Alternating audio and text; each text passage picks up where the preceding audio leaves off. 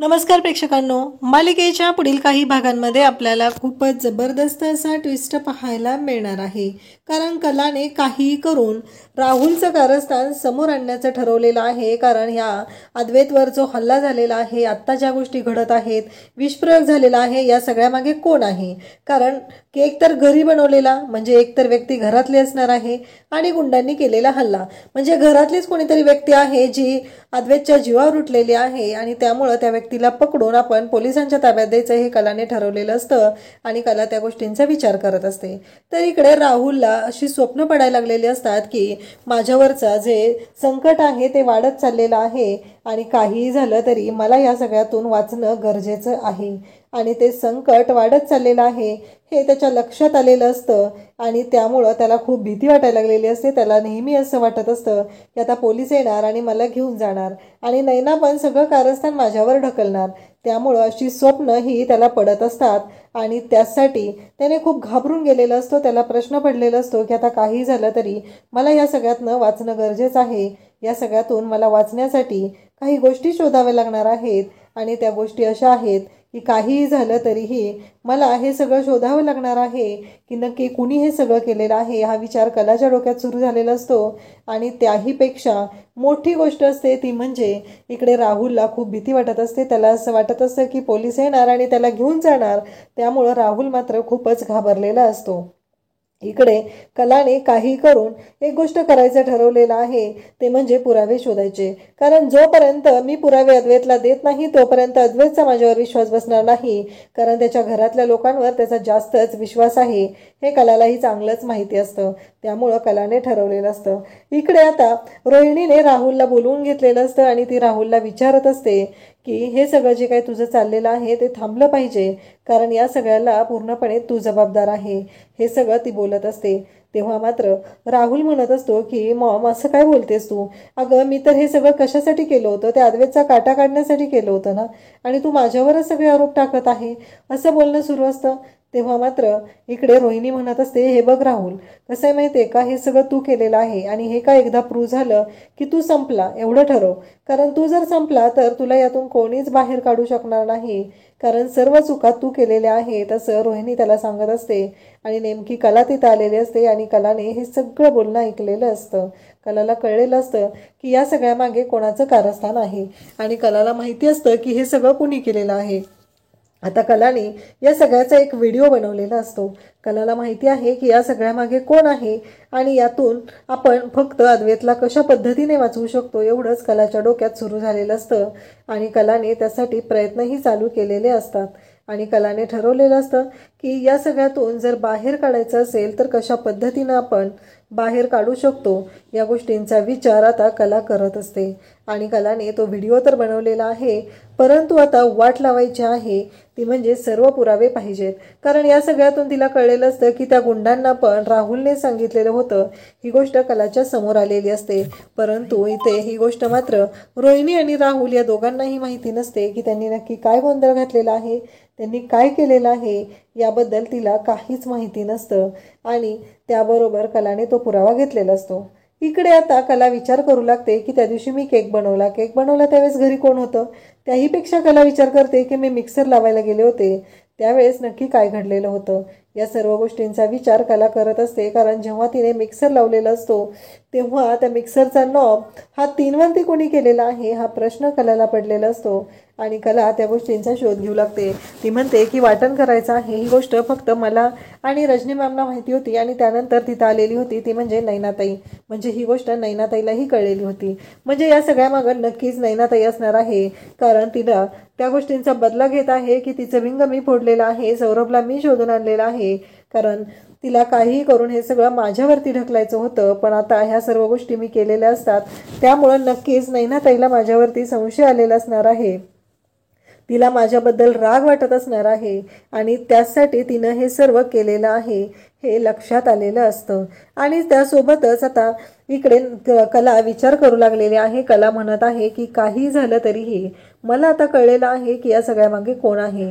पण आता काही पुरावे शोधणं गरजेचं आहे, कारण कलाला आठवतं की त्या दिवशी तिने जेव्हा अद्वैतला पाठवलेलं होतं तेव्हा त्या गुंडांची धुलाई केलेली होती आणि त्या गुंडांना तिने पोलीस स्टेशनमध्ये पाठवलेलं होतं आणि त्यानंतरच कला त्या कार्यक्रमाला म्हणजे अवॉर्ड फंक्शनला येऊन पोहोचलेली होती. या सर्व गोष्टी कलाने केलेल्या होत्या हे सगळं कलाला आठवत असतं आणि कला त्याच गोष्टींचा विचार करू लागते.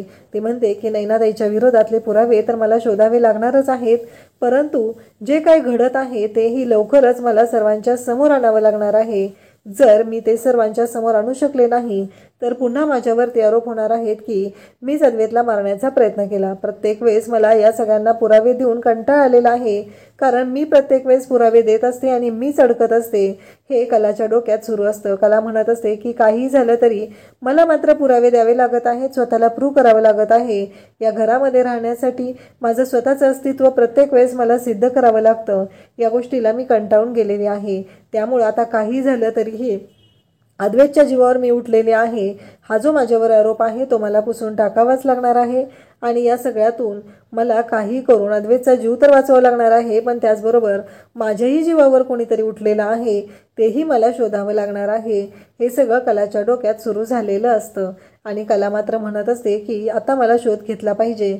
मग कला आठवायला सुरुवात करते. तिला आठवतं त्या दिवशी तिथे घरामध्ये जेव्हा सगळेजण होते तेव्हा कला वाटण बनवत होती आणि त्याचवेळी तिचं बोट कापलं गेलं, म्हणजे तिच्या जीवाला कुणीतरी हानी पोहोचवण्याचा प्रयत्न करत आहे ही गोष्ट तिच्या लक्षात आलेली असते.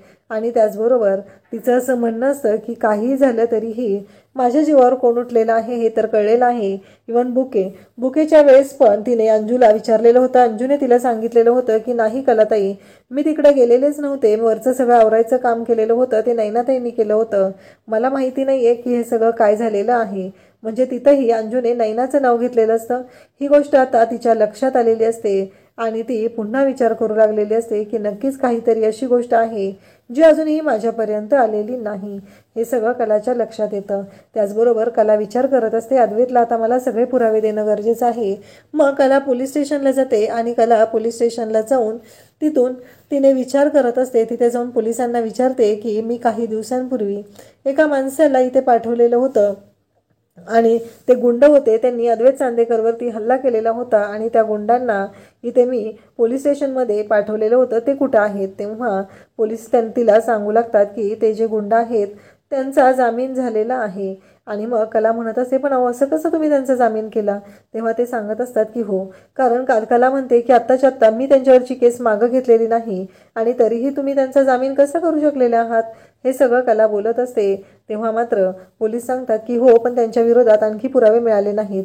कला म्हणत असते की मला त्यांना भेटायचं आहे आणि त्याचबरोबर त्या घटनेचं CCTV फुटेज मला पाहायचं आहे.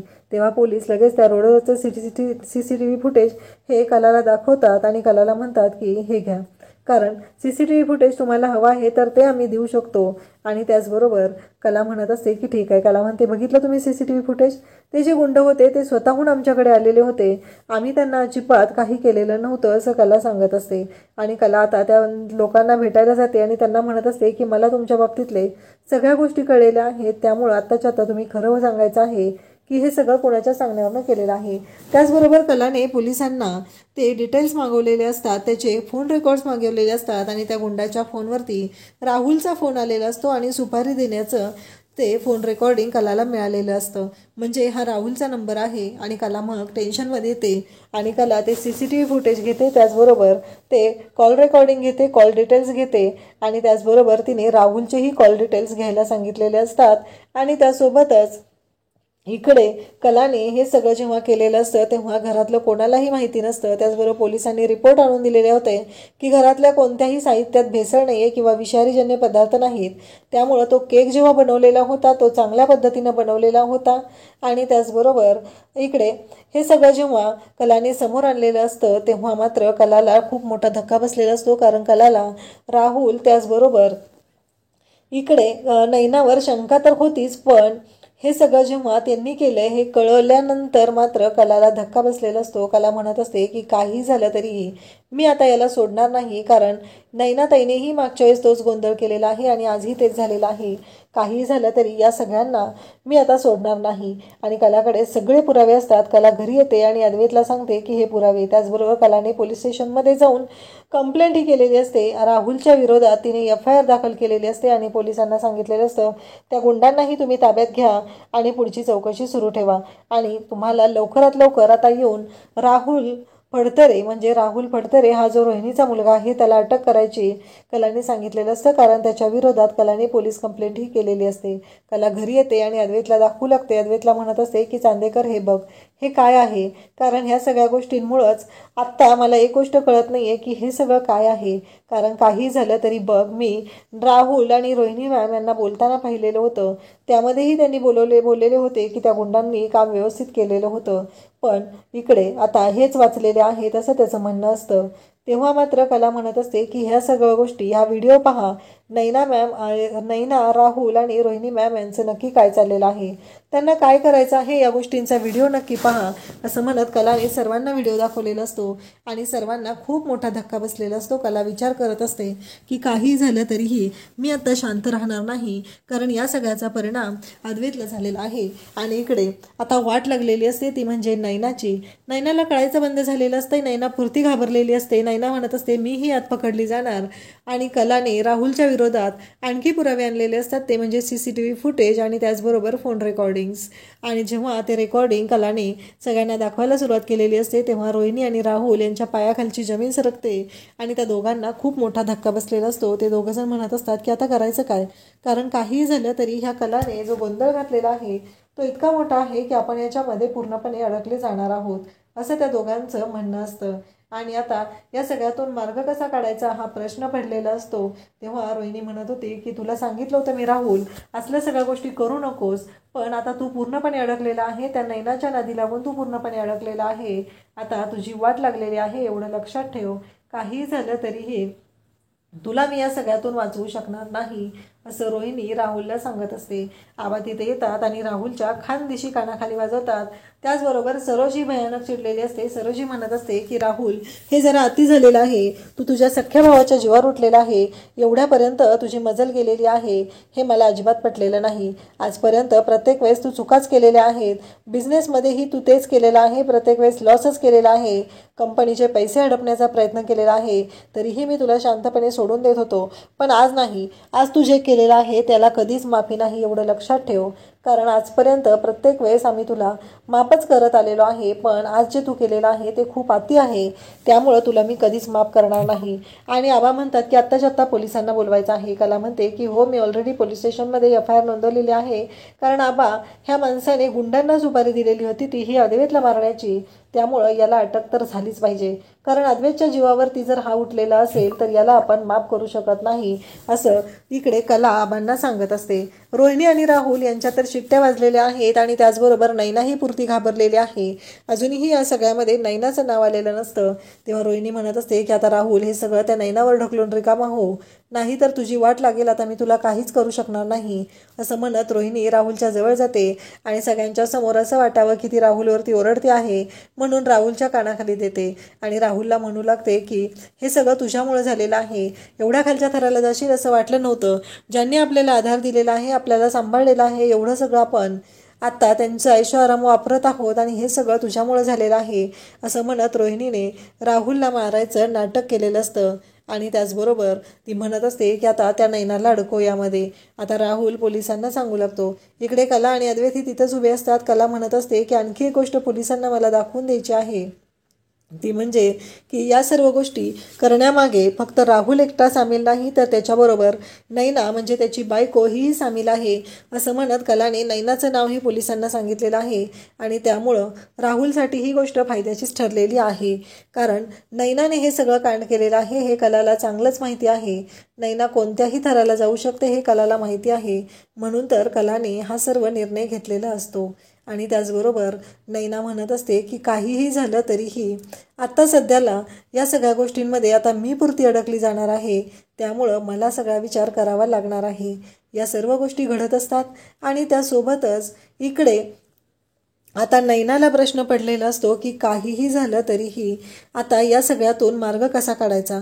इकडे अद्वैतने कलाला खरं तर तिचे आभार मानलेले असतात की त्या दिवशीही गुंडांशी लढून तू माझा जीव वाचवला आणि आजही जे काम राहुलने करायला घेतलं होतं, आबांना तो सांगून फसवत होता, ते काम तू केलंस आणि सगळ्यांना दाखवून दिलंस की या सगळ्यामध्ये तुझी चूक काही नाही आहे. तेव्हा कला म्हणत असते की चांदेकर, प्रत्येक वेळेस तू माझ्या पाठीशी खंबीरपणे उभा राहतोस म्हणूनच मला ह्या गोष्टी करायला जमतात, अन्यथा माझ्यात एवढी ताकद कुठूनच येणार नाही, मी एवढं करू शकणार नाही असं इकडे कला चांदेकरला सांगत असते. कला म्हणत असते की चांदेकर, हे सगळं फक्त तुझ्यामुळेच होऊ शकतं, तुझी साथ माझ्या बरोबर असते, तू खंबीरपणे माझ्या पाठीशी असतो आणि म्हणूनच ह्या गोष्टी घडू शकतात.